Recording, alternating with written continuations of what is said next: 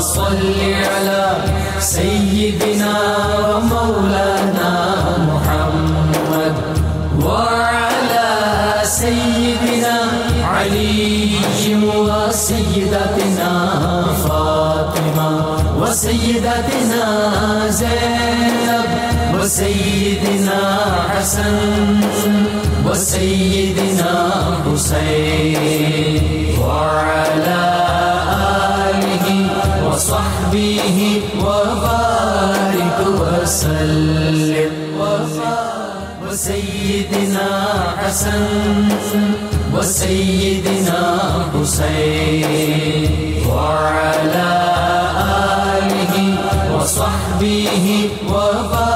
بسم اللہ الرحمن الرحیم. السلام علیکم ناظرین. پروگرام صبح نور کے ساتھ آپ کا میزبان نذیر احمد غازی حاضر ہے.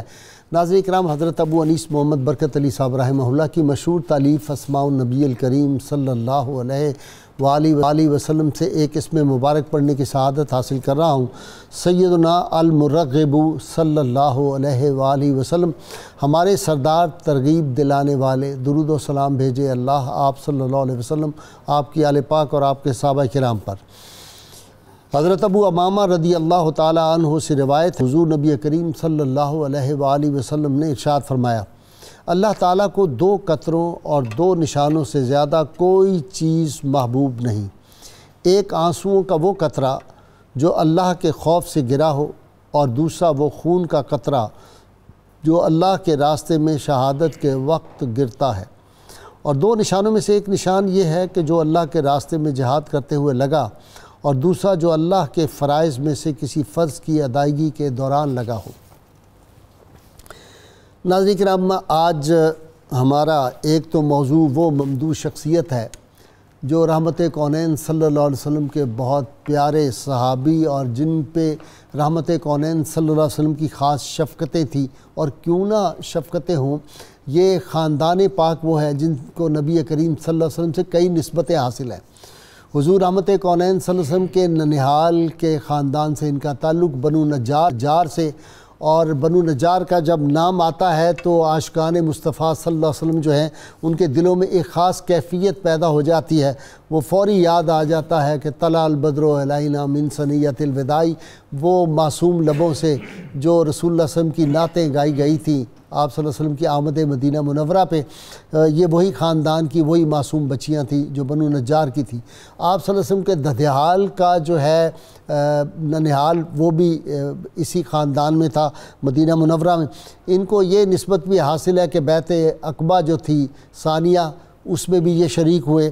اور پھر اس سے بڑھ کے یہ ہے کہ یہ بدری صحابی ہیں، اور بدری صحابہ کی شان جو آپ صلی اللہ علیہ وسلم نے بیان فرمائی، بدری صحابہ جو ہیں وہ افضل ترین صحابہ میں شمار ہوتے ہیں، بلکہ جو ملائکہ آئے تھے وہ ملائکہ میں بھی افضل ترین لوگ تھے. اسی طرح یہ انصاری صحابی ہیں، اور انصار وہ ہیں جنہوں نے رحمت کونین صلی اللہ علیہ وسلم کی بارگاہ میں عرض کیا تھا، یا رسول اللہ آپ آئیے مدینہ منورہ، ہم آپ کی ایسے حفاظت کریں گے جس طرح ہم اپنی پاک باز ماؤں، بہنوں، بیٹیوں، بچوں کی حفاظت کرتے ہیں. اور پھر انہوں نے وہ وعدہ جو تھا وہ نبھایا تھا.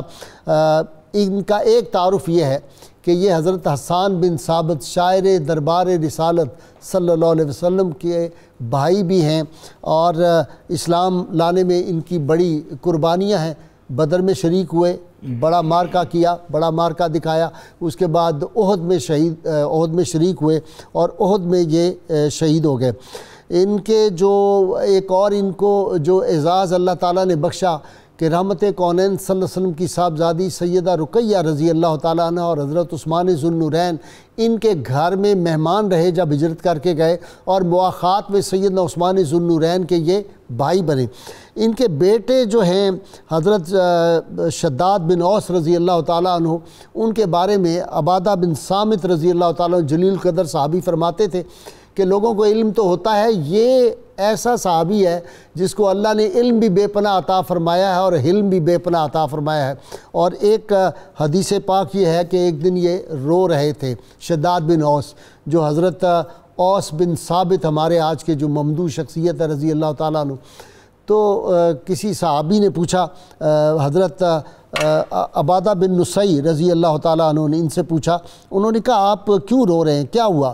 تو انہوں نے جواباً کہا کہ مجھے رسول اللہ صلی اللہ علیہ وسلم کی ایک حدیث پاک یاد آئی ہے، میں حضور صلی اللہ علیہ وسلم کی بارگاہ میں بیٹھا ہوا تھا تو آپ صلی اللہ علیہ وسلم انتہائی پریشان تھے، یہ پریشانی دیکھ کے تو میں بہت دکھی ہو گیا۔ میں نے کہا یا رسول اللہ آپ کیوں پریشان ہیں؟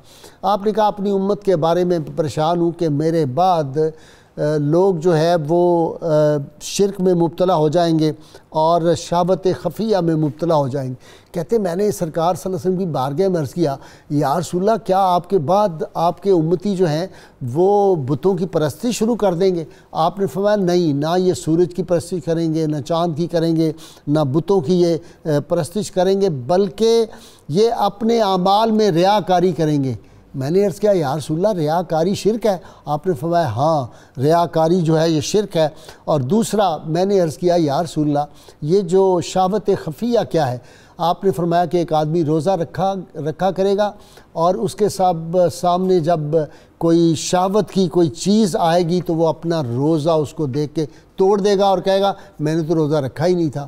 ناظرین کرام، یہ وہ آج ہم شہید احد حضرت اوس بن ثابت رضی اللہ تعالیٰ عنہ کے بارے میں گفتگو کریں گے، اور پھر موجودہ حالات جس طرح کہ آپ کو پتہ ہے وبا دور ہے، ایک خوف ہمارے پورے معاشرے پہ پوری دنیا پہ ہی طاری ہے، لوگ کس طرح پتوں کی طرح گر رہے ہیں، خشک پتوں کی طرح اموات ہو رہی ہیں۔ ان دنوں ہمیں دعا کی بے انتہا ضرورت ہے، تو دعا حدیث مصطفیٰ صلی اللہ علیہ وسلم کی تعلیمات کی روشنی میں دعا کی اہمیت کیا ہے، دعا کیوں مانگنی چاہیے، ہماری دعائیں کیوں قبول نہیں ہوتی، ہمیں آج کل کس طرح دعا کرنی چاہیے، یہ دو موضوعات آج کے ہمارے ہیں جن میں میرے ساتھ آج شریک گفتگو جو اسکالر ہیں ڈاکٹر شبیر احمد جامی ہیں، تصوف پہ اتھارٹی مانے جاتے ہیں، آپ کی کئی کتابیں بڑی اہم ہیں، ان کے ساتھ شیخ الحدیث ہے علامہ بدرالزمان قادری، اور ان کے ساتھ سید عتیق الرحمان شاہ صاحب بوکن شریف کی خانقاہ گجرات سے آئے ہیں۔ یہ پیر محمد کرم شاہ رحمۃ اللہ علیہ کے جو خلیفہ ہیں ان کے جو ہیں وہ صاحبزادے ہیں، بہت پڑھے لکھے نوجوان جامع ازہر کے فارغ ہیں۔ یہ میرے مہمان دوسری مرتبہ بن رہے ہیں، باقی مہمانوں کو تو آپ اچھی طرح جانتے ہیں۔ ابتدا کر رہا ہوں ڈاکٹر شبیر احمد جامی صاحب جی، جو بدری اور احد کے صحابہ ان کی شان میں ایک دکھ کی بات آپ کو بتاؤں، کل میں نے ایک صاحب کو دیکھا ہے ان کا کلپ میڈیا پہ، انہوں نے کہا جی صحابی ہونا کوئی شرف اور فضیلت کی بات نہیں ہے، اصل فضیلت تو یہ ہے کہ بندہ کلمہ جو لا الہ الا اللہ محمد رسول اللہ پڑھتا ہے، نعوذ باللہ من ذالک۔ بس قاضی صاحب اس کو بدبختی یا تعصب یا جاہلانہ رویے کے سوا کیا اصطلاح دی جا سکتی ہے؟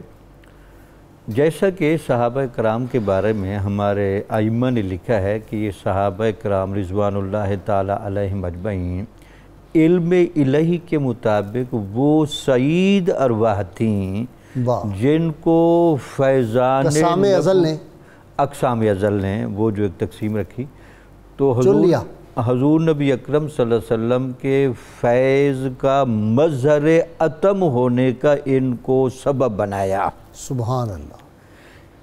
ادیان کی دنیا میں حضور نبی اکرم صلی اللہ علیہ وسلم کی ذات گرامی کو حضور اللہ تعالیٰ کی صفات کا مظہر اتم ہونے کا درجہ حاصل ہے، اس لیے آپ تمام انبیاء سے افضل بھی قرار پائے اور سید الانبیاء بھی، اور اللہ تعالیٰ کی رحمت کا کامل مظہر بھی قرار پائے۔ تو آپ کی یہ مظہریت کاملہ کا فیض اٹھانے کے لیے جن سعید ارواح کو اللہ نے موقع دیا کہ وہ براہ راست فیض لیں، تو غازی صاحب ان جیسا کون ہو سکتا ہے، ان کے برابر کون ہو سکتا ہے؟ بلکہ ہمارے ائمہ نے تو یہاں تک لکھا ہے کہ ان کے جانوروں کی پاؤں سے گرد اڑنے والے کے برابر بھی کوئی نہیں ہو سکتا۔ مجدد الافسانی تو کہتے ہیں کہ ان کے پاؤں کی جو گرد یا ان کے گھوڑے کے وہ جو ناک ہے اس میں اگر کوئی گرد چلی گئی اس کے برابر نہیں سارے اولیاء مل کے پہنچ سکتے مقابلہ۔ تو پھر ان لوگوں کے بارے میں یہ کہنا، حضرت اویس بن ثابت رضی اللہ تعالیٰ عنہ کی بات چل رہی ہے، اس میں کوئی شک نہیں کہ صحابہ کے باہم پھر آپس میں درجات بھی ہیں، جن کو پھر فطرت سلیمہ کو قائم رکھنے میں محنت کا موقع ملا، ان کا درجہ بہرحال پھر اونچا چلا گیا، صحیح، ان کو فیض بھی زیادہ ملا، تو اوورحال تو سب سے وعدہ حسنہ ہے۔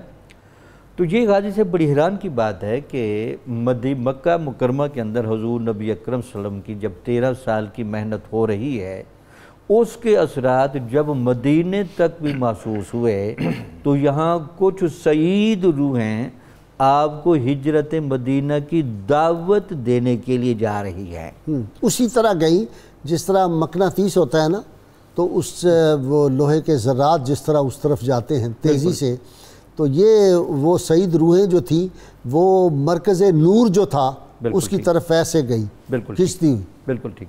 اسی وجہ سے ان میں ایک حضرت اوس بن ثابت بھی تھے، اور آپ یقین مانیں جو بعد میں ریاست مدینہ کی شکل میں یا اسلام کی تعلیمات کے عملی نفاذ کی شکل میں یا اسلام کی ساری برکتوں کی ظہور جو کچھ بھی ہوا، اس کی اول اینٹ تو وہ عقبہ اولا اور عقبہ ثانیہ میں جانے والے صحابہ بنے۔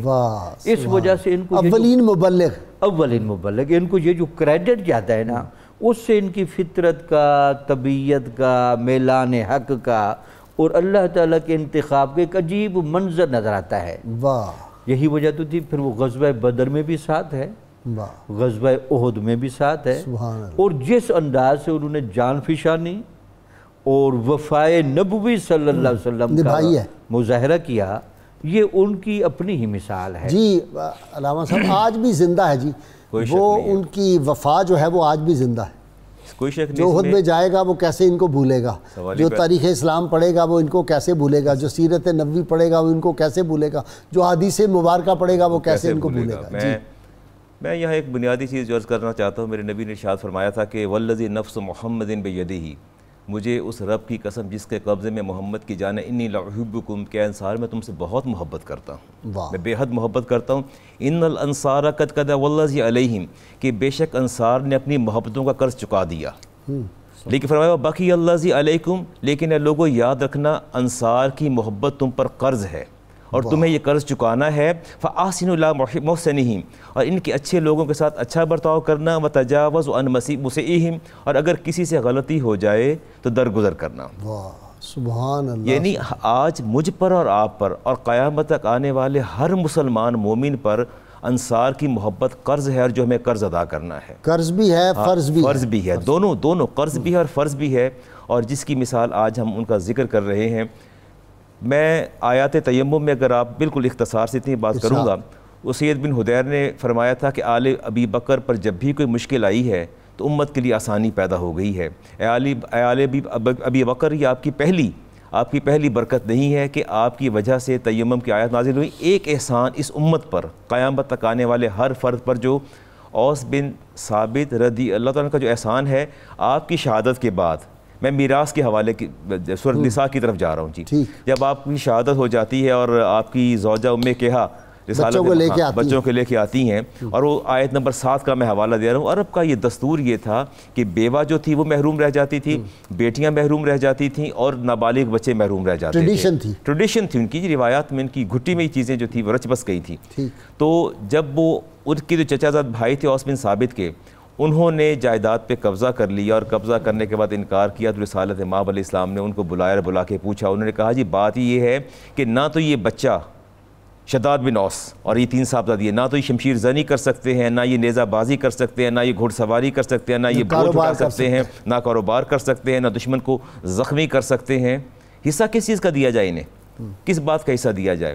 آپ نے خاموشی اختیار فرمائی۔ اللہ تبارک و تعالیٰ نے قیامت تک آنے والے مسلمانوں پر اوس بن ثابت کے تصدق سے احسان کر دیا، صدقے احسان کر دیا۔ فرما دیا وَلِلنِّسَاءِ نَصِيبٌ مِّمَّا تَرَكَ الْوَالِدَانِ وَالْأَقْرَبُونَ، کہ تمہارا رب تمہیں حکم دیتا ہے کہ تم میں سے جو فوت ہو جائیں، ان کے قریبی رشتہ دار فوت ہو جائیں، مرد فوت ہو جائیں، اس میں سے ان کا عورتوں کا بھی حصہ ہے، اور نابالغ بچوں کا مما قل منہ او قصورا، تھوڑا ہو یا زیادہ ہو، نصیب مفروضہ تمہارے رب نے تم پر فرض کر دیا ہے۔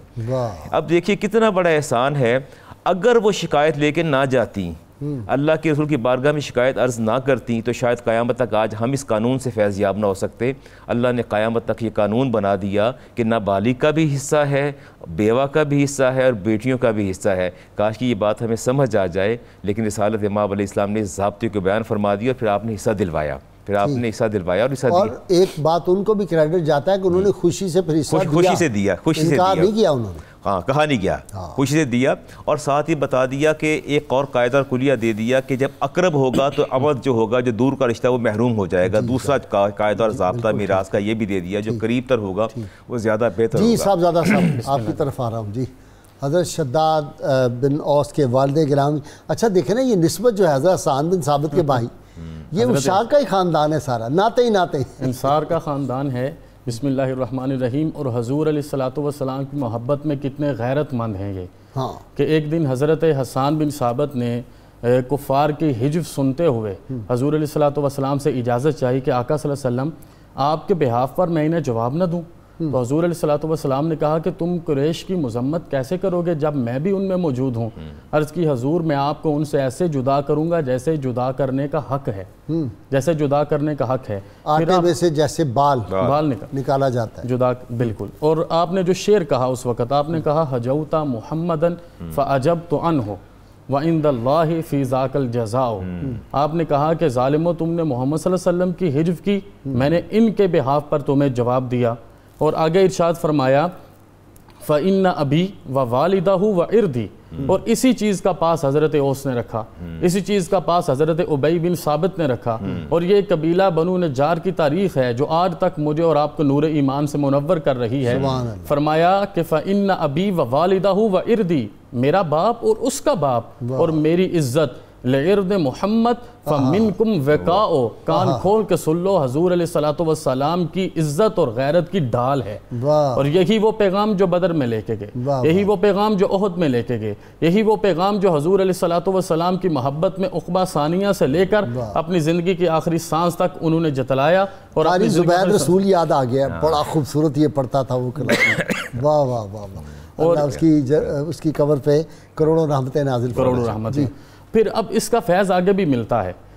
حضور علیہ الصلوۃ والسلام نے ایک دن حضرت شداد حاضر ہوتے ہیں اور اولاد کو ان کے والدین کے وفا کا, کیونکہ میرے نبی صلی اللہ علیہ وسلم امام الانبیاء بھی ہیں اور میرے نبی صلی اللہ علیہ وسلم امام الوفا بھی ہیں.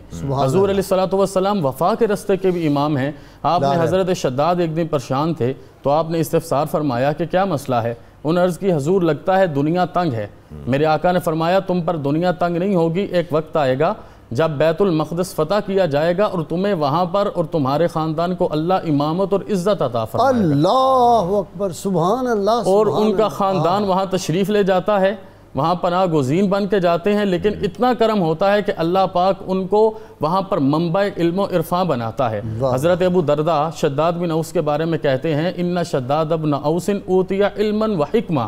دوسری روایت میں ہے اوتیہ علما و حلما, کہ ایسے صحابی رسول تھے کہ اللہ پاک نے آپ کو بہترین علم و حکمت اور علم و حلم سے منور فرمایا, جو حضور علیہ الصلوۃ والسلام کی سیرت کے بنیادی اصول ہیں.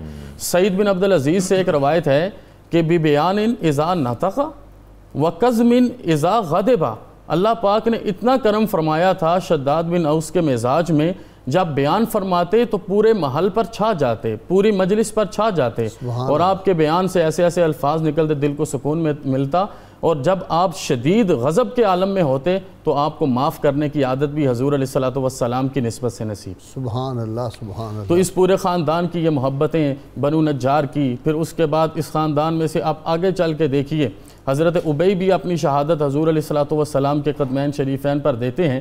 تو وہ جو پیغام اللہ پاک نے النبی اولا بالمؤمنین من انفسہم کے زمرے میں, یا ان اللہ اشتری من المؤمنین انفسہم واموالہم بان لہم الجنہ کے زیر تحت قرآن پاک میں مومنین کو دیا ہے کہ ہر چیز سے بڑھ کے حضور علیہ الصلوۃ والسلام کی ذات ہے. تو ان کے لیے پریکٹیکل ہر چیز سے بڑھ کے وہ بارش والی کیا حدیث پاک ہے, وہ ذرا سنائیں نا, کہ جو بارش ایک صحابی آئے انہوں نے کہا یا رسول اللہ وہ دعا کریں بارش نہیں ہو رہی. سبحان اللہ. جمعہ کا دن تھا, حضور علیہ الصلوۃ والسلام تشریف فرما تھے.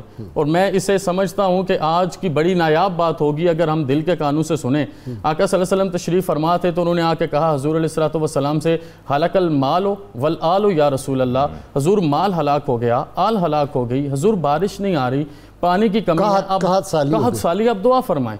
حضور علیہ الصلوۃ والسلام نے دعا فرمائی تو ایک جمعہ سے لے کے اگلے جمعہ تک مسلسل بارش نازل ہوتی رہی، سبحان اللہ، مسلسل باران رحمت اترتی رہی۔ آج کے اس ماحول میں جیسے آپ نے کہا وبا کا یہ عالم ہے، ہمیں یہی رحمت تو اپنے دامن میں بھرنی ہے۔ میں اسے مختصر کر کے آپ کو حقیقی مطلب کی طرف لے کے چلوں کہ اگلے جمعہ کو وہ دوبارہ حاضر ہوئے، انہیں عرض کی حضور اب تو گھر گرنے لگے ہیں، اب تو گھر بہنے لگے ہیں، اب تو ضرورت سے زیادہ پانی آ گیا، آپ دوبارہ دعا فرمائیں۔ تو حضور نے دعا فرمائی اللہ کی حریم ناز میں، لا علینا بل حولینا، اے اللہ ہم پر نازل نہ فرما، ہمارے اطراف و اکناف میں نازل فرما۔ اور اطراف و اکناف میں بارش ہونے لگی تو حضور نے ارشاد فرمایا، بخاری شریف میں حضور نے ارشاد فرمایا کہ اے صحابہ اگر میں آج بارش روکنے کا کہہ دیتا تو اس کے بعد دوبارہ بارش نہ ہوتی، اس لیے میں نے بارش روکنے کی دعا نہیں کی۔ پھر آپ نے جو اس وقت اپنے پیارے چچا کو یاد کرتے ہوئے، بڑی آپ کی تو ساری باتیں ہی حسین ہیں، لیکن بڑا اہم نقطہ جو میرے آقا نے ارشاد فرمایا، آپ نے فرمایا لو کانا ابو طالب حیًّا لقرتیناہ، کان کھول کے سن لو، اگر آج ابو طالب حیات جاوداں ہوتے، موجود ہوتے تو میری یہ شان دیکھ کے ان کی آنکھیں ٹھنڈی ہو جاتی۔ پھر آپ نے بس یہ آخری پھر آپ نے صحابہ سے ارشاد فرمایا صحابہ آپ میں سے کون ہے جو اٹھ کے مجھے وہ شعر سنائے گا کہ جب میں بچہ تھا اور قحط سالی تھی اور حضرت ابو طالب نے میرے وسیلے سے بارش کی نعمت اللہ سے حاصل کی، تو اس وقت حضرت علی بن ابی طالب کرم اللہ وجہ الکریم نے وہ شعر سنایا جو مشہور زمانہ ہے، وَأَبْيَدَ يُسْتَسْقَى الْغَمَامُ بِوَجْهِ سِمَالُ الْيَتَامَى وَإِسْمَةٌ لِلْأَرَامِلِ۔ ضیاء الامت حضرت پیر کرم شاہ الازہری اس کا جو ترجمہ کرتے ہیں میں آپ کے سامنے رکھنا چاہوں گا۔ آپ نے فرمایا کہ وہ سفید چہرے والا بچہ جس کے چہرے کی خراج سے آسمان سے بارش برستی ہے، آگے فرمایا سمال الیتامہ، یہ یتیموں کا والی ہے، وَإِسْمَةٌ لِلْأَرَامِلِ، اور بیواؤں کے لیے پناہ گاہ۔ واہ، اچھا جی ڈاکٹر صاحب اب آ جائیں، چونکہ حضرت اوس بن ثابت رضی اللہ تعالیٰ میں بہت زیادہ ہے نہیں، ہماری کتابوں میں بھی بہت زیادہ ان کا کوئی ان کے حوالے نہیں ہمیں ملتے، تو دعا کی طرف آ جاتے ہیں۔ جس حالات سے ہم گزر رہے ہیں، جس حالات سے پوری دنیا گزری ہے، خوف کا عالم ہے، لوگ کس طرح مر رہے ہیں اور کوئی علاج ابھی تک دریافت نہیں ہو سکا، اور بہت ہی صورتحال جو ہے معاشی طور پہ دنیا جو ہے، جو بڑے بڑے لوگ اپنے آپ کو سمجھتے تھے وہ بھی دانے جبیں کو ترس رہے ہیں، جو اپنے آپ کو سپر پاور کہتے تھے ان کو پتہ چل گیا کہ سپر پاور کوئی شے نہیں، سپریم پاور ہی اصل ہے، وہ جو مالک ساری کائناتوں کا ہے، اصل طاقت اس کی ہے۔ اچھا قرآن حکیم میں آتا ہے اجیب دعوت الداعی، کہ اللہ کریم فرماتے ہیں میں دعا مانگنے والے کی دعا کو قبول کرتا ہوں۔ رسول اللہ صلی اللہ علیہ وسلم فرمایا دعا مخ العبادہ، کہ دعا جو ہے یہ عبادت کا مغز ہے۔ اور پھر حدیث پاک میں آتا ہے کہ یہ جو دعا ہے، حضرت عمر رضی اللہ عنہ فرماتے تھے یہ جو ہے عبادت وہ معلق رہتی ہے، یہ پر جب ہم دعا مانگتے ہیں درود پاک کے ساتھ تو پھر اس کو پر مل جاتے ہیں، اور جب کسی آدمی کو اللہ تعالیٰ توفیق دیتا ہے دعا کی تو اس پہ رحمت کے دروازے کھل جاتے ہیں۔ تو یہ دعا کی اہمیت کیا ہے، اس سے ہم شروع کرتے ہیں۔ غازی صاحب بنیادی طور پر یہ جو دعا ہے یہ اللہ تعالیٰ کے فضل اور رحمت کے اظہار کا ایک ذریعہ ہے۔ اللہ تعالیٰ کا ایک ہے نظام عدل، ایک ہے نظام فضل۔ یہ اللہ نے اپنے نظام فضل کو طلب کرنے کے لیے کچھ ذرائع بھی بتائے ہیں، ان میں ایک ذریعہ ہے دعا۔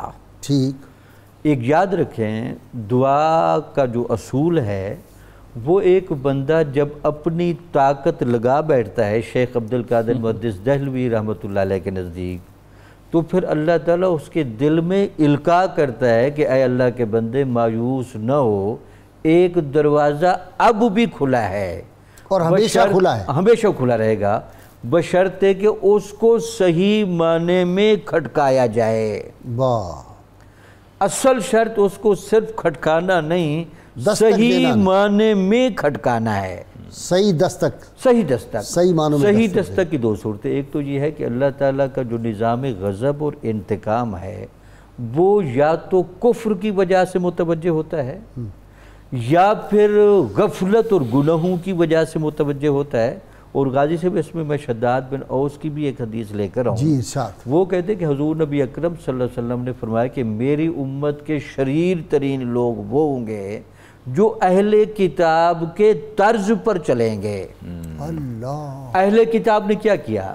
اہل کتاب نے سب سے پہلے تو توہین انبیاء کی، ٹھیک، وَيَقْتُلُونَ الْأَنْبِيَاءَ بِغَيْرِ الْحَقِّ، بغیر کسی وجہ کے انبیاء کے قتل کا ارتکاب کیا۔ ٹھیک، دوسرا ان کے ہاں جو ہوا وہ تحریف ہدایات، کتابوں کو بدل دیا، کتابوں کو بدل دیا، یا ان کو ایسے تعویل کے چکر میں ڈال دیا کہ اصل جگہ تک پہنچنا مشکل ہو گیا۔ ہمارے ہاں جو وجوہات ہیں، جیسے آپ اکثر بھی کہتے رہتے ہیں کہ انبیاء کی توہین کے جو مظاہر عالمی سطح پر کیے گئے اور پھر ان کو وہ اعزازات بھی دیے گئے، تو یہی اللہ تعالیٰ کے غضب کو متوجہ کرنے کا ذریعہ ہے۔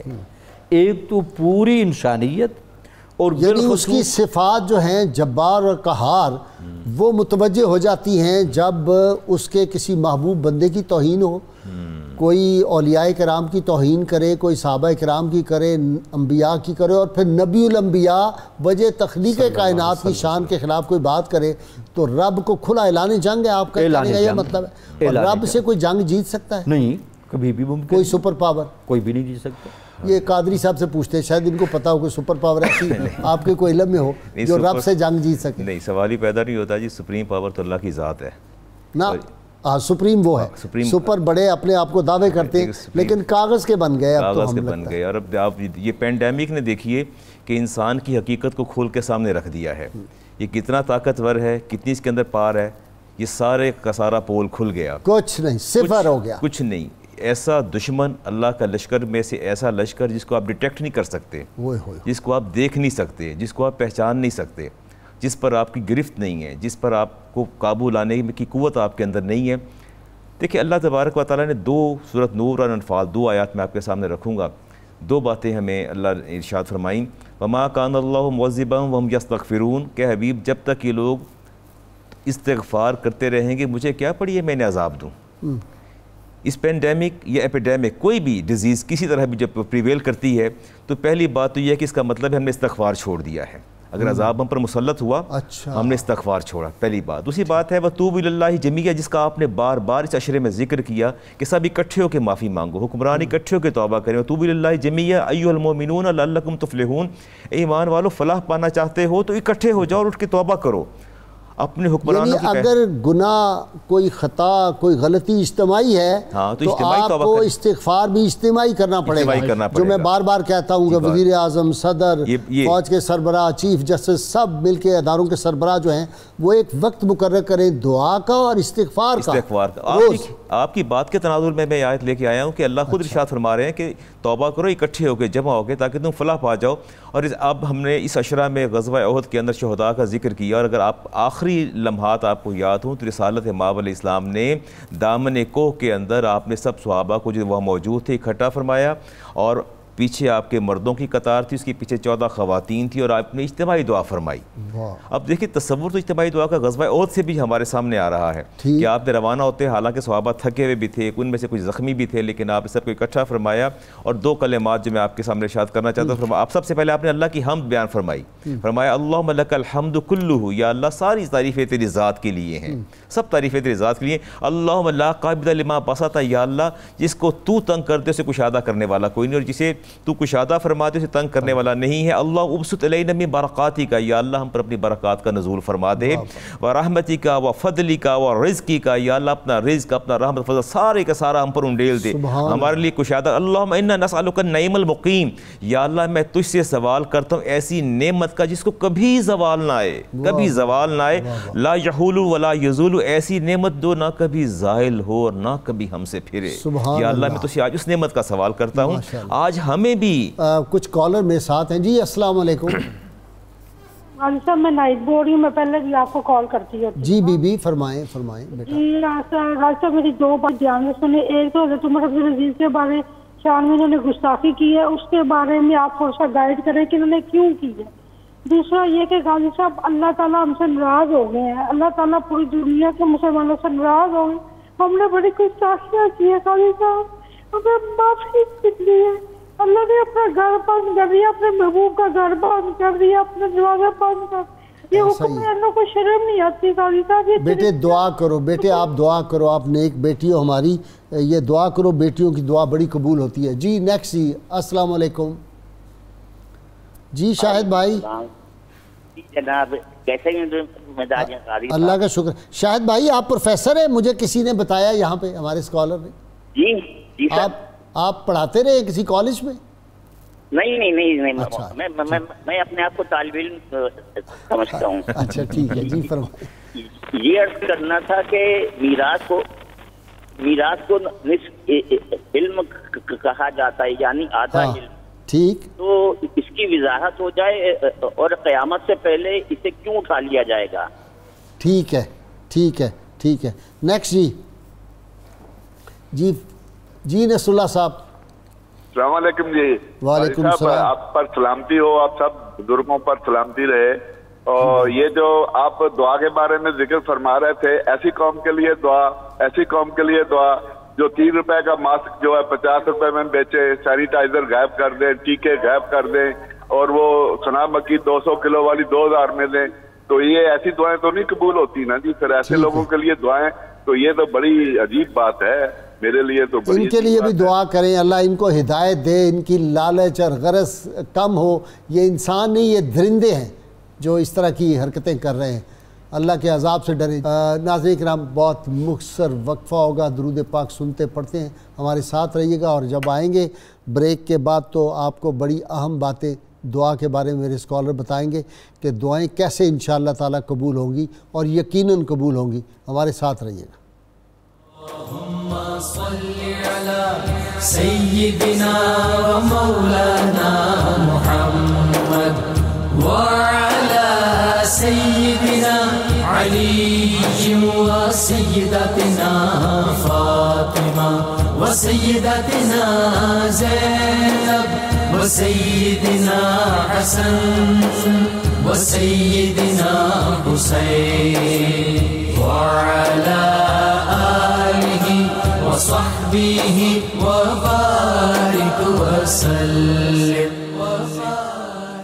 اللهم صل على سيدنا ومولانا محمد وعلى سيدنا علي وسيدتنا فاطمة وسيدتنا زينب وسيدنا حسن وسيدنا حسين وعلى آله وصحبه وبارك وسلم.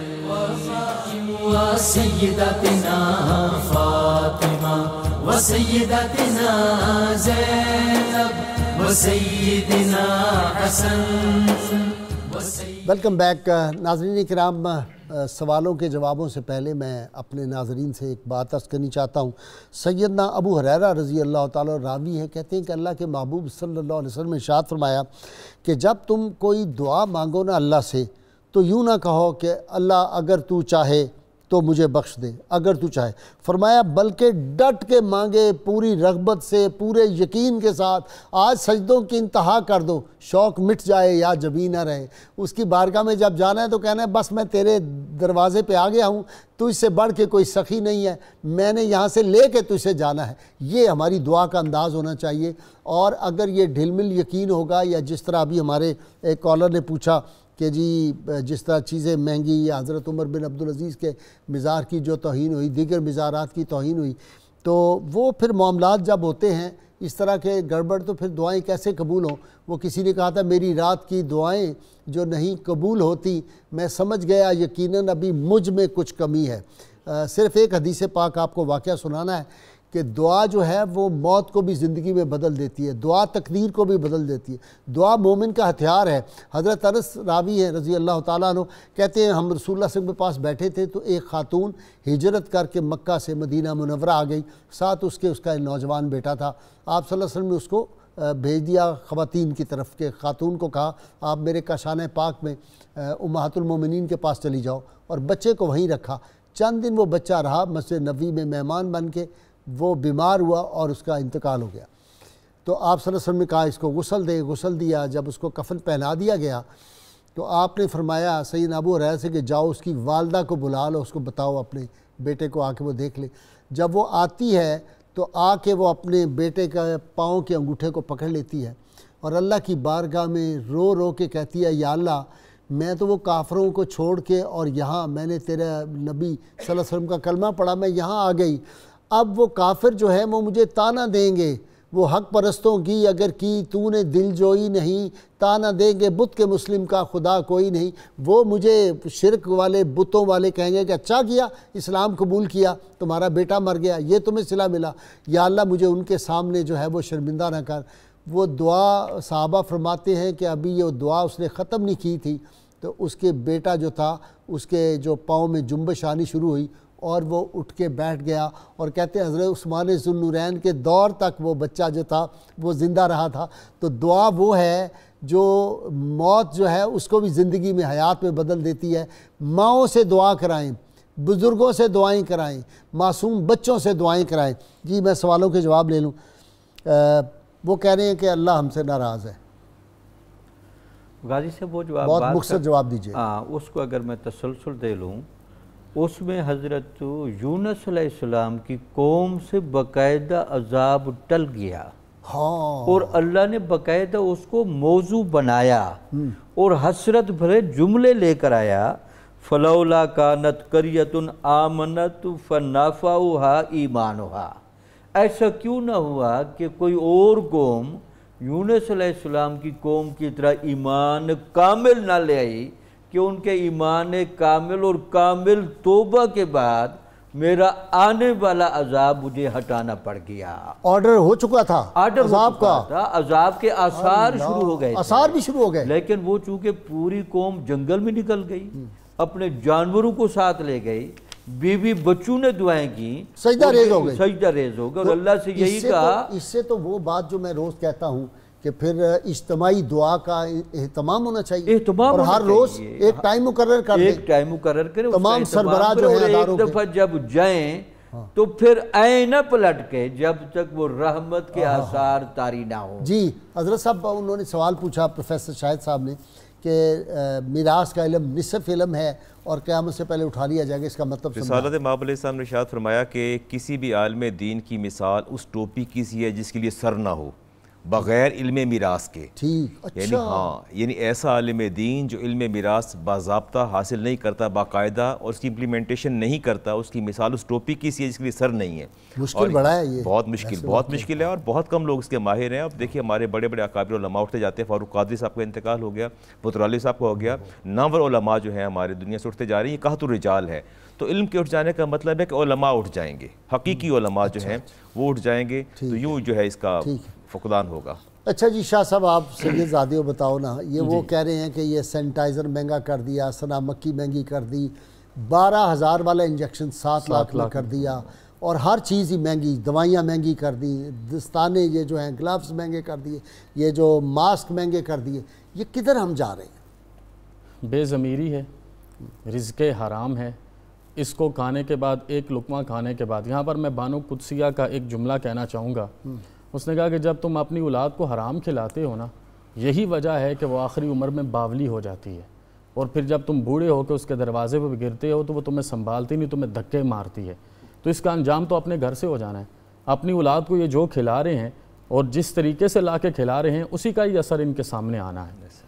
تو اب یہاں پر ہم دعا کی بات کر رہے تھے، اس میں جیسے آپ بار بار کہہ رہے ہیں کہ ایک وقت مقرر ہونا چاہیے اور اجتماعی دعا ہونی چاہیے، تو ہمارے لیے پریسیڈنٹ کیا ہے؟ آئیں حضرت عمر بن خطاب کے دور میں چلتے ہیں۔ بخاری شریف میں حضرت انس بن مالک سے روایت ہے کہ قحط سالی ہو گئی، تو حضرت عمر بن خطاب ایک دن قحط کے لیے دعا کرنے کے لیے نماز استسقاء میں آگے بڑھے، تو اس دن آپ دیکھیں آپ نے کتنے خوبصورت وسیلے سے دعا کی اور اللہ پاک نے اسی وقت معافی عطا فرما دی۔ حدیث مبارکہ کے الفاظ ہیں کانا اذا قحط استسقى بالعباس ابن عبد المطلب، آپ نے حضور علیہ السلام کے چچا حضرت سیدنا عباس کے وسیلے سے دعا کی، اور دعا کیا کی؟ کہا فقال اللہم انا کنا نتوسل الیک بنبینا فتسقینا، اے اللہ ہم پہلے تیرے سامنے تیرے نبی پاک صلی اللہ علیہ وسلم کے وسیلے سے دعا کرتے تھے، تو اتنا کریم ہے ہمارے گناہ معاف کر کے ہم پر رحمت فرماتا تھا، اور آج وَإِنَّا نَتَوَسَّلُ إِلَيْكَ بِأَمِّ نَبِيِّنَا فَاسْقِنَا، اے اللہ آج ہم تیری جناب میں تیرے نبی کے چچا حضرت عباس کے وسیلے سے دعا فرماتے ہیں، تو ہم پر رحمت فرما، باران رحمت فرما۔ فَقَالَ فَيُسْقَوْنَ، تو انہوں نے کہا کہ اللہ پاک نے اس کو قبول فرمایا اور رحمت برسنے لگی۔ آج بھی یہی وہ لمحات ہیں کہ ہمیں یا ایھا الذین آمنوا توبوا الی اللہ توبۃ نصوحا کہ اس عمل پر عمل کرنا ہوگا۔ دعائیں قبول کیوں نہیں ہو رہی؟ جب ہم نے بغل میں چھری بھی رکھنی ہے اور منہ سے اللہ پاک کی حریم ناز میں دعا کرنی ہے، صرف استغفر اللہ استغفر اللہ استغفر اللہ پڑھنا ہے اور عمل نہیں کرنا، توبہ نہیں کرنی، اس کی مخلوق پہ چھری پھیر رہے ہیں، پھیر رہے ہیں، لوٹ رہے ہیں ان کو، کسی چیز سے بدلنا نہیں ہے۔ اگر ہم چاہتے ہیں کہ اس مشکل وقت میں، وبا کے اس عالم میں اللہ پاک ہم کو محفوظ رکھے، سب سے پہلی بات تو یہ ہے، اگر ہم دیکھیں حضرت معاذ ابن جبل، آپ کے 18 سال کے بچے پر وقت آ گیا، طاعون کی وبا پھیلی ہوئی تھی، آپ خیمے سے باہر کھڑے ہیں، آپ کی 35 سال عمر ہے، صاحبزادے کی 18 سال عمر ہے، آپ خیمے کے اندر گئے اور آخری لمحے تھے، آپ نے ان کے ماتھے پر ہاتھ لگا کے کہا وَلَا تَكُونُوا مِنَ الْمُمْتَرِينَ، کسی بھلیکے میں نہیں جانا، اللہ پر یقین رکھ کے جانا۔ بے شک اس رب نے یہ آزمائش دی ہے، اس طرح قربان ہو جاؤ کہ تم رب کی امانت تھی، رب کے حوالے ہو گئے۔ اچھا اس پہ ذرا جامی صاحب آ جائیں کہ آپ صلی اللہ علیہ وسلم کا ارشاد پاک تو یہ ہے جہاں وبا آئی ہوئی ہو وہاں جانا نہیں چاہیے، اور جو لوگ وہاں ہیں ان کو باہر وہاں سے نہیں نکلنا چاہیے۔ اس پہ بھی تو ہمیں عمل کرنا چاہیے، اس پہ بھی لوگ اس طرف توجہ نہیں دے رہے اس مشکل کے وقت میں۔ اور پھر دعا پہ جو ہمارا یقین ہے وہ میں نے کئی دفعہ پہلے بھی سنایا کہ امریکی صدر تھا نا روز ویلٹ، تو امریکی قوم نے ایٹم بم بنایا تو جشن منا رہے تھے، ڈھول بجا رہے سارے، وہ ریڈیو پائے، اس نے آ کے کہا میری قوم بڑی اچھی بات ہے ہم نے ایٹم بم بنا لیا، کہ ایک چیز ایٹم بم سے بھی زیادہ طاقتور ہے، ادھر بھی ہمیں توجہ دینی چاہیے۔ انہوں نے کہا ایٹم بم سے زیادہ پھر ہائیڈروجن بم کی بات، اسے کہا وہ دعا ہے، پریئر ہے۔ یہ دعا کی اہمیت کو ہمیں سمجھنا چاہیے۔ بڑی اچھی بات لیڈ بٹر نے لکھی تھی، وہ میں آپ کو سنانی چاہتا ہوں، اپنی نوجوان نسل کو غور سے سن لیں۔ Prayer is a great outpouring of force in higher plane, a great mental and emotional effort, and in a world which is governed by law, there can be no effort made which doesn't produce some kind of result, because action and reactions are inextricably woven together. دعا کیا ہے؟ Cosmic world میں قوت کے خزانوں کا منہ کھول دیتا ہے۔ یہ ایک زبردست ذہنی اور جذباتی جد و جہد ہے۔ اس دنیا میں جو ایک نظام کے تحت چل رہی ہے، ہر کوشش کا کوئی نہ کوئی صلہ ہوتا ہے۔ یہاں نتائج اعمال سے بندھے ہوئے ہیں اور انہیں جدا کرنا ممکن نہیں ہے۔ ادھر سے آپ دل سے دعا کریں گے، اوپر جو ہے وہ ایک ہلچل پیدا ہو جائے گی۔ غازی صاحب ابن عربی رحمۃ اللہ علیہ نے لکھا ہے کہ یہ جو دعا ہے ویسے تو اللہ تعالیٰ کی قدرت کے بڑے مظاہر ہیں جو ہمیں نظر آتے ہیں، لیکن دعا اللہ تعالیٰ کی قدرت کا سر ہے۔ اگر کسی بندے کو دعا کرنا آ جائے اور اس کے تقاضے سمجھ آ جائیں، یا اس کے پیچھے جو بندے نے ایک معیار پیش کرنا ہے وہ آ جائے، تو دعا تو قدرت الہیہ اور غیب کے خزانے میں ہاتھ ڈالنے والی بات ہے۔ تقدیر بدل دیتی ہے، تقدیر فوراً بدل دعا تقدیر بدل دیتی ہے۔ اللہ کی قدرت جہاں ہاتھ میں آ جائے تو پھر وہاں کیا رہ جاتا ہے؟ اس کے لیے بنیادی ضرورت ہے وہ معیار۔ اللہ تعالیٰ صرف توبہ کرنے والے کی تکلیف ہی دور نہیں کرتا، اس کو معاف ہی نہیں کرتا، بلکہ اس کو اپنی محبوبیت کی ڈگری دے کر بھیجتا ہے۔ تو نے دل سے توبہ کی ہے، صرف معافی نہ لے، تکلیف دور نہ کروا، مجھ سے محبت کی ڈگری لے کر جا۔ ان اللہ یحب التوابین ویحب المتطہرین، اللہ تعالیٰ صحیح معنی میں توبہ کر جانے والوں سے اور ظاہری اور باطنی طور پر طہارت والوں سے محبت فرماتا ہے۔ اچھا، حضرت شداد بن اوس راوی ہیں اس حدیث کے، آپ کی بات کی تائید میں کہہ رہا ہوں، فرماتے ہیں کہ اللہ نے رسول اللہ صلی اللہ علیہ وسلم فرمایا 3 آنکھوں پر آگ حرام ہے، حرام کر دی گئی اللہ نے۔ وہ کون سی ہے؟ پہلی وہ آنکھ جو خوف الہی سے روتی ہے، دوسری وہ آنکھ جو اللہ کے لیے بیدار رہتی ہے، تیسری وہ آنکھ جو محرمات سے محفوظ رہتی ہے۔ تو ہمیں اس طرح بھی تو توجہ کرنی چاہیے۔ بالکل ٹھیک ہے غازی صاحب، جب تک تقویٰ نہیں ہوگا، طہارت کے باطنی جذبات نہیں ہوں گے، صرف ہم ظاہری جیسے اشاع صاحب کہہ رہے تھے استغفار یا کلمات کہتے رہیں گے، تو یہ تو توبہ بنیادی طور پر بندے کے اندر کی وہ اللہ کی بارگاہ میں صدا ہے کہ اب بندہ بے بس ہو چکا ہے، اب سوائے اللہ کی قدرت اور نبی اکرم صلی اللہ علیہ وسلم کی رحمت کے کوئی سہارا نہیں، وہ مظاہرہ بندہ کر دے. جی وہ کیا ہے جی کہ اگر جانوں پہ ظلم کر لیں، کوئی تم پہ مصیبت آ جائے، گناہ کر لو، تو میرے محبوب صلی اللہ علیہ وسلم کی بارگاہ میں آ جاؤ، کیا کرو، آ کے استغفار کرو، کنفیشن کرو. ہاں کنفیس کرو، اپنے ایڈمٹ کرو، اپنے گناہوں کا اعتراف کرو. اس کے بعد پھر میرے نبی سفارش فرمائیں گے تو تمہاری اللہ کو تواب الرحیم پاؤ گے. تو دربار مصطفیٰ صلی اللہ علیہ وسلم کھولنا چاہیے، جائیں معاجہ شریف روئیں، یا رسول اللہ آپ کی امت، وہ اے خاصہ اے خاصان رسول، اب وقت دعا ہے امت پہ تیری، آ کے عجب وقت پڑا ہے. اچھا دیکھیے، یہ آپ اگر حدیث کا مطالعہ کریں اور آپ دیکھیں، مطالعہ کریں تو پتہ چلتا ہے کہ صحابہ کبار آپ کا بھی معمول اور ایمان اور عقیدہ تھا. امام بخاری کی حدیث سید خدری فرماتے ہیں کہ جب ہم غزوہ یہ جہاد کے لیے جب ہم نکلتے تو سب سے پہلا ہمارا سوال ہی ہوتا، حل فیکم من صاحبہ رسول اللہ علیہ السلام، کیا آج ہم میں کوئی اللہ کے رسول کا صحابی موجود ہے؟ یہ جب انویژن کے لیے، یہ لشکر کشی کے لیے، مہم کے لیے نکلتے تو پہلا سوال اعلان جو ہوتا تھا کہ حل فیکم من صاحبہ رسول اللہ علیہ السلام، کیا آج ہم میں کوئی صحابی موجود ہے؟ اگر جواب آتا ہاں تو پھر ہم خوش ہو جاتے کہ آج فتح جو ہے ہمارا مقدر ہے. اور پھر اگلا مرحلہ ایسا ہے کہ پوچھا کیا نبی پاک کے کوئی تابعی موجود ہے، تبع تابعی موجود ہے؟ امام بخاری کے آخری لفظ جو ہے وہ قابل غور ہیں. سید خدری فرماتے ہیں کہ فَيُفْتَحُ لَهُمْ، اللہ تعالیٰ ہمیں ان کے صدقے فتح دے دیتا، صحابہ کے صدقے فتح دے دیتا. اب یہ بات قابل غور ہے، اور ہم صحابہ کی قبروں کو گرا رہے ہیں. اب یہ بات قابل غور ہے کہ امام بخاری اور مسلم کی حدیث اور فتح اور کامیابی اور کامرانی کو جوڑا جا رہا ہے صحابی کی موجودگی کے ساتھ، کہ اس کا وجود مسعود اگر موجود ہے تو فتح اور کامیابی تمہارا مقدر ہے. صاحب دکھ کی بات ہے کہ اب ہم تو صحابہ کرام اور اہل بیت اطہار کی خطائیں نعوذ باللہ تلاش کر رہے ہیں. استغفر اللہ. یہ کس طرف ہم چل؟ زوال اسی لیے آیا ہے، تباہی ہو گئی. تباہی کی بنیادی وجہ ہی یہ ہے کہ زوال کی وجہ یہ ہے کہ آج ہم نے اپنے اکابر پر، اپنے شیوخ پر، اپنے مشائخ پر، مچھر کے برابر ہماری حیثیت نہیں ہے. ہم کدھر ہے، کہاں، کن بڑی ہستیوں پہ جا کے ہم اللہ تبارک و تعالیٰ نے دکھانے دیا اس پینڈیمک کو بھیج کے کہ انسان تیری یہ قدر و قیمت ہے، تیری حقیقت اور حیثیت ہے، یہ تیری حیثیت ہے. کہ بڑی باتیں کرتے تھے کہ ہم دنیا میں یہ کر دیں گے، وہ دیکھیں ان کا کیا حشر ہے، اور تم کیسے کیریئر بنتے ہو اور تمہیں ہوش ہی نہیں کہ تمہارے ساتھ ہو کیا گیا اور ہونے کیا جا رہا ہے، اور تم کیریئر بن کر نکل رہے اور 10 کو اور افیکٹ کرنے جا رہے ہو. وہ ظفر علی خان کا شعر جی چاہ رہا ہے پڑھ دوں، ہمارا قافلہ کچھ لٹ چکا اور کچھ ہے لٹنے کو، رسول اللہ کو اس کی خبر بعد سما کر. 18 ہجری ہے، حضرت سیدنا عمر بن خطاب کا دور ہے، اور ایک عرابی حاضر ہو جاتا ہے اسی طریقات کی وجہ سے. اور مشہور بات ہے کہ آپ نے حضور علیہ السلام کے دربار کی طرف اشارہ کیا، اور وہ آقا صلی اللہ علیہ وسلم کی حریم ناز میں آپ کی قبر انور کے قریب حاضر ہو گیا، اور وہاں پر کھڑے ہو کے دعائیں کرتا رہا حضور علیہ السلام کے مزار پر کھڑے ہو کے، اور اللہ پاک نے مسلمانوں سے اس آزمائش کو ہٹا دیا. حضرت سیدنا صدیق اکبر نے جب باب التقدیر سنا، مشکاۃ شریف میں ہے، تو آپ رونے لگے کہ انسان کے شقی اور سعید ہونے کا فیصلہ تو اللہ پاک نے فرما دیا ہے.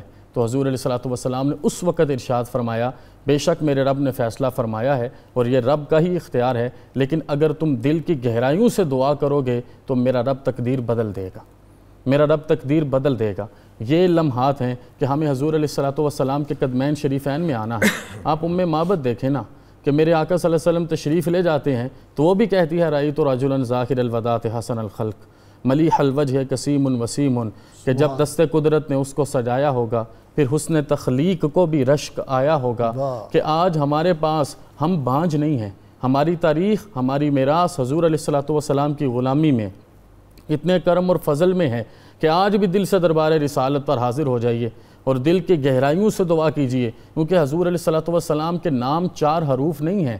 حضور علیہ السلام کی ذات تو ماورا، آپ کا نام بھی صرف 4 حروف نہیں ہے. یہ باران رحمت ہے، یہ جہان رحمت ہے. جو اس در پہ آ جائے گا، آ کے اپنے سر کو جھکا دے گا، جو قرآن پاک نے بتایا اس کے مطابق عمل کرنا ہے، جو حضور کی سیرت ہے اس کے مطابق چلنا ہے. اگر موت کے بعد جینا چاہتے ہو تو فذکرونی اذکرکم پر آنا ہوگا. اگر موت کو دلہن بنا کر قبر میں حضور علیہ السلام کی زیارت کرنی ہے تو یہ وبائیں، یہ آزمائشیں پہلے بھی آئیں، آئندہ بھی آتی رہیں گی. آب زمزم کھول دیں پوری دنیا کے لیے، فری کر دیں، لوگوں کی سپلائی کریں کہ جتنے بیمار ہو اور جتنے تندرست ہو سب پیو، وبا دور ہو جائے گی. رحمت مصطفیٰ صلی اللہ علیہ وسلم، دربار مصطفیٰ صلی اللہ علیہ وسلم کے دروازے کھول دو ساری دنیا. کہو جی آئیں یقین کے ساتھ. اور اس بارگاہ میں جا کے پھر روئیں اور اپنی غلطیوں کو معافی مانگیں. اور پاکستان میں ان لوگوں کے لیے میں درد مندی سے اپیل کرتا ہوں خدا کے لیے جو سینیٹائزر کو, جو سنا مکی کو, جو کھانے والی چیزوں کو, جو دوائیوں کو مہنگا کر رہے ہیں, یہ جو لوٹ رہے ہو پیسہ یہ ادھر ہی رہ جائے گا, نہیں ساتھ جانا. اور جن کے لیے چھوڑ کے جاؤ گے وہ بھی اس کو عیاشیوں میں اور بدماشیوں میں تباہ و برباد کر دیں گے پیسہ, اور قبر میں وہ جو عذاب ہے اس سے بچ جائیں. آپ تینوں کا بہت شکریہ جی. انشاءاللہ تعالیٰ اس پہ پھر بھی ہم پروگرام کریں گے دعا کے حوالے سے. ناظرین کرام, کتاب الشفا سے جی نسخے کا وقت ہو گیا ہے. حصول ملازمت کے لیے نماز عشاء کے بعد 2 رکعت نفل ادا کریں, 11 بار درود ابراہیمی اور اس کے بعد 41 بار سورہ فاتحہ پڑھیں اور دعا مانگیں. اس طرح یہ عمل 7 دن تک جاری رکھیں. انشاءاللہ تعالیٰ اللہ تعالیٰ کرم فرمائیں گے. اور اول و آخر کوئی بھی درود پاک جو آپ کو آتا ہو کم از کم 11 مرتبہ پڑھیں. سیدنا عبدالقادر جیلانی رحمہ اللہ فرماتے ہیں اسلام کا حقیقی معنی یہ ہے کہ انسان اپنی تمام تر خواہشات کو اللہ تعالیٰ کی رضا کے لیے قربان کر دے. آج کے روزنامہ 92 میں شہید احد حضرت اوس بن ثابت رضی اللہ تعالیٰ عنہ پہ بڑا زبردست مضمون ہے. ناظرین کرام, بک آف دی ڈے یہ جامعہ نظامیہ بغداد کا علمی اور فکری کردار, یہ ڈاکٹر حافظ محمد سہیل کی کتاب ہے. بڑی زبردست کتاب ہے اور انہوں نے ثابت کیا ہے کہ جو پہلی یونیورسٹی تھی نا وہاں کی صحابہ جو تھے صفا کی یونیورسٹی پہلی جو تھی وہ کیا تھی کہ ہر رنگ ہر نسل کے مختلف زبانیں بولنے والے اکٹھے پڑھتے تھے. اور ایک بڑا اچھا واقعہ لکھا کہ 1834 میں کیرولینا جو صوبہ ہے امریکہ کا, وہاں پہ قانون بنایا گیا تھا کہ اگر کسی نے کسی کالے کو کوئی تعلیم دی تو اس کو سزا دے دی جائے گی, قید کی, جرمانے کی, اور اس کو کوڑے مارے جائیں گے. کالے کو یونیورسٹی میں اسکول میں داخلہ نہیں دیا جائے گا. تو یہ ساری باتیں ڈسکس کی ہیں کہ اسلام نے جو علم کا نور ہے یہ دنیا میں پھیلایا. تو بڑی زبردست یہ کتاب ہے, اس لیے میں نے کہا میں آپ کا تعارف کرا دوں. آپ تینوں کا بہت شکریہ جی. ناظرین کرام, اللہ کریم سے دعا ہے اللہ تعالی ہمیں حضور رحمت کونین صلی اللہ علیہ وسلم کی غیر مشروط محبت لا محدود وفاداری نصیب فرمائے, اور اللہ کریم اپنے محبوب کریم صلی اللہ علیہ وسلم کے تصدق میں ہم سے یہ آفت جو ہے اس کو جلد از جلد اٹھا لے, اور ہماری مسجدوں کی, مدرسوں کی, کالجوں, یونیورسٹیوں کی رونقوں کو اللہ تعالیٰ بحال فرما دے. نعرے کے لیے تیار ہو جائیے. پاکستان کا مطلب کیا؟ لا الہ الا اللہ محمد رسول اللہ صلی اللہ علیہ وآلہ وسلم.